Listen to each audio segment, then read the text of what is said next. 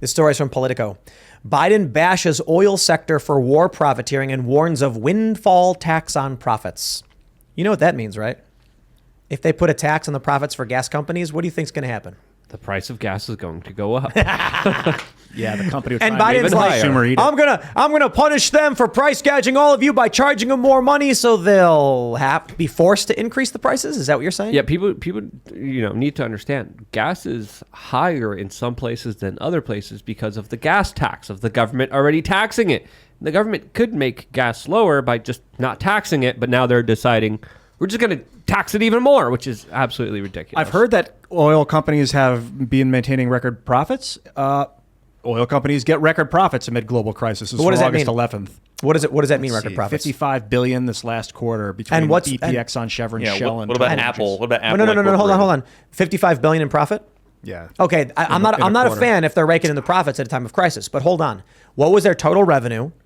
What was the gross revenue to profit? And then last year and the year before, I want to know their total profit to total gross revenue. You know why?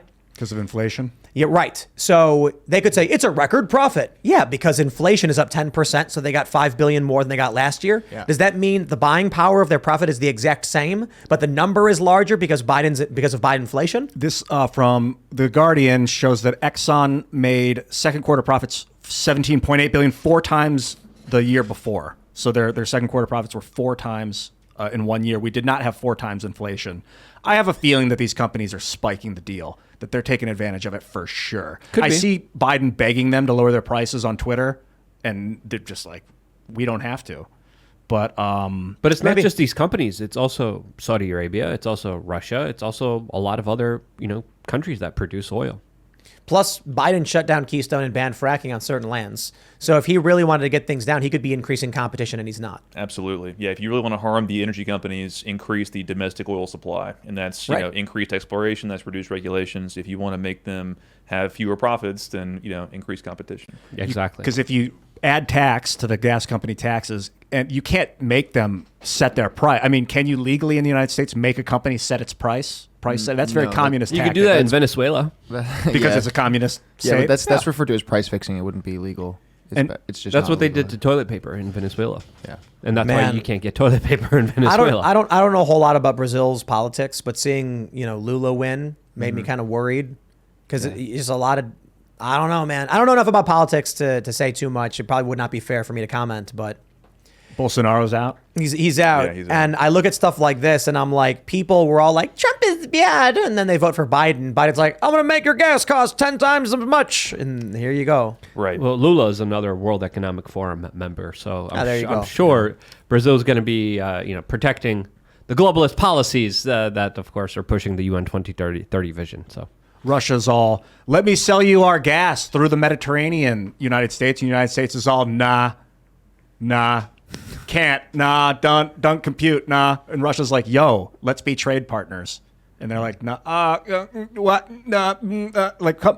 Is this still, people are afraid of communism? Like they're afraid? But Russia's not communist. It's a federation. And the U.S. seems to be buddy-buddy with China, at least in a lot of regards. I should say Democrats like Biden are. Which is fine. I want to be trade partners with China and Russia. I think the 3 countries can run the world together, and then we'll spread American republicanism, ideally. But they disagree with you.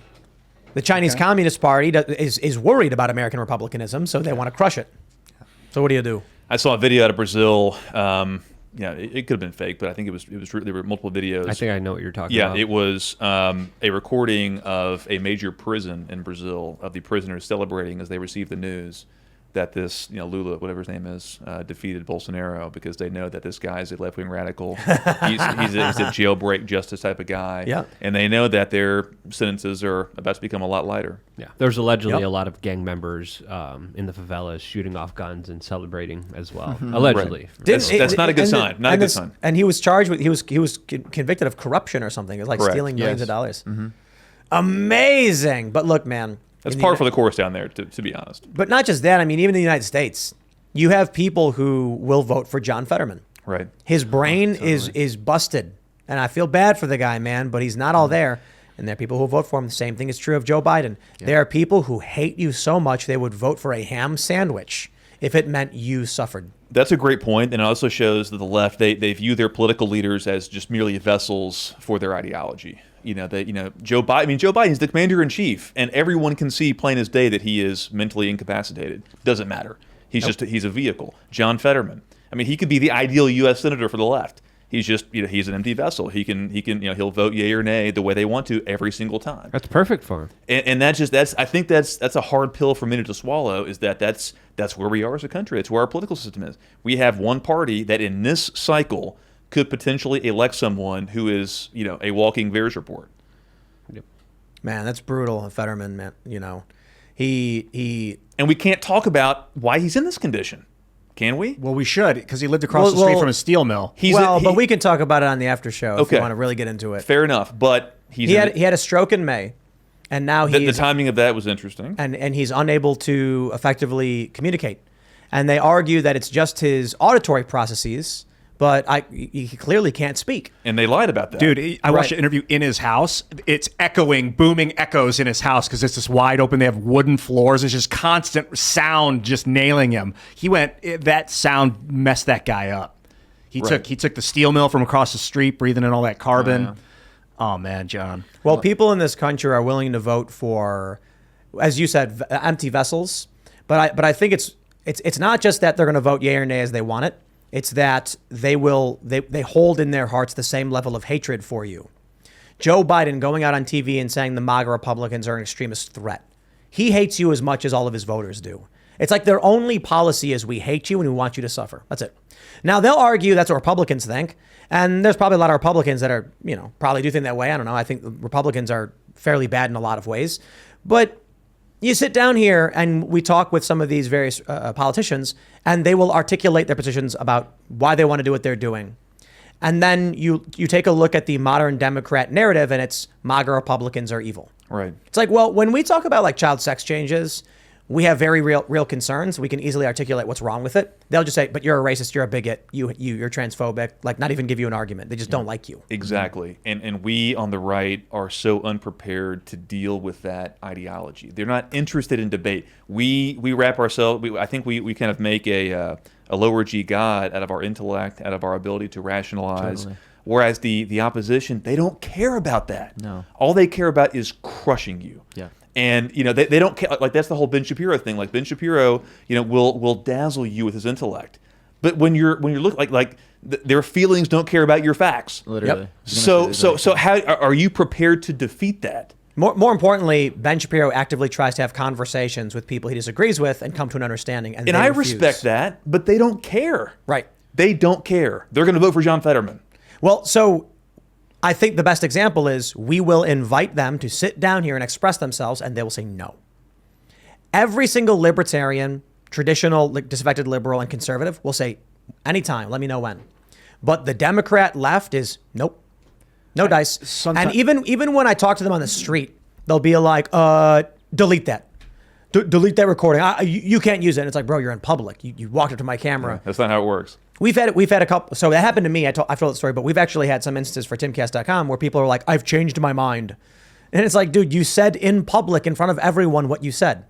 Like you walk up to us, we're filming it. You can't come later and be like, I revoke consent to being filmed. I'm not sure if you guys saw, it was Matt Walsh. He was doing a speech, and this young trans, it was a man. I don't know what gender the person was, but they were trans, and they were talking to Matt, and like, I don't know what to do. You say these things, I'm upset, and I don't want to put words in their mouths. You should watch the interview; it's great. And then Matt was like, I don't hate you. I want the best for you. I'm angry with these pharmaceutical companies selling medicines for profit that haven't been tested and telling people that they're safe. This is the test run. I care deeply, and you could see like he really cares about these people. Yes. That was an example of someone from the left expressing their emotions and someone from the right understanding and communicating in their language in an emotional way. Yeah. But also displaying some facts about the pharmaceutical companies. And, sure. And I saw that was very powerful. And it's a great example of you can't have an ultimately quote free market, because that's a great example is these quote gender transition genital mutilation treatments. I say treatment, they're just barbaric procedures. In Arkansas, we had a state law that was passed that would have outlawed them for minors. Our Republican governor vetoed that legislation. We overrode Why? his. That's the rub. He is a Republican governor of a deep red state, an R+30 state. This is Arkansas, and the Republican governor vetoed the legislation, and that law got passed. It was overridden. That we overrode his veto in the legislature, but that law, there was a big lawsuit which is still ongoing, and the plaintiffs in that lawsuit trying to stop the law from being implemented. It was, all the, medical associations, the University of Arkansas for Medical Sciences, Walmart, the Walmart Foundation, the Arkansas Chamber of Commerce, like all these big, entities. I would just like the globalists, for lack of a better term, they're against it. And so They say that's, you can't say that word anymore now, remember? who said that? So there was, this actually is, I don't want to derail you though, if you want to finish your thought. No, that was really, it's They- we're powerless right now to stop that from happening, even in deep red states. And that's hard for us to swallow. They started this campaign. It actually started, I think, in like 2018 against Alex Jones, that globalist is anti-Semitic. And then people are like, but what do I say to describe someone who wants a one world government? And they're like, you can't. It's anti-Semitic. It's like, what are you saying about Jewish people? Yeah, right. I say internationalists. There's nationalists and there's internationalists. Internationalists care more for international relations and community, and nationalists care more for their nation and country. Well, let's Name calling in general is looked down upon. Don't But slander but it's not- someone. What else calling do you call them, a globalist than you a globalist? nationalist. It's not name Right. calling. Yeah, it's not name calling. It's a description of an ideology. I think globalist is a good term. I just use Yeah. globalist. But name calling people is like, Thanks for checking out this segment from the Timcast IRL podcast. But if you want to check out the full show live, tune in Monday through Friday at 8 p.m. And if you want more special access content, head over to timcast.com and become a member. Your membership helps sustain this company, keep our journalists employed, makes this show happen, and you will get access to exclusive members-only segments of the Timcast IRL podcast, and there's a massive library to check out. So again, go to timcast.com or tune in Monday through Friday at 8 p.m., and we'll see you all there.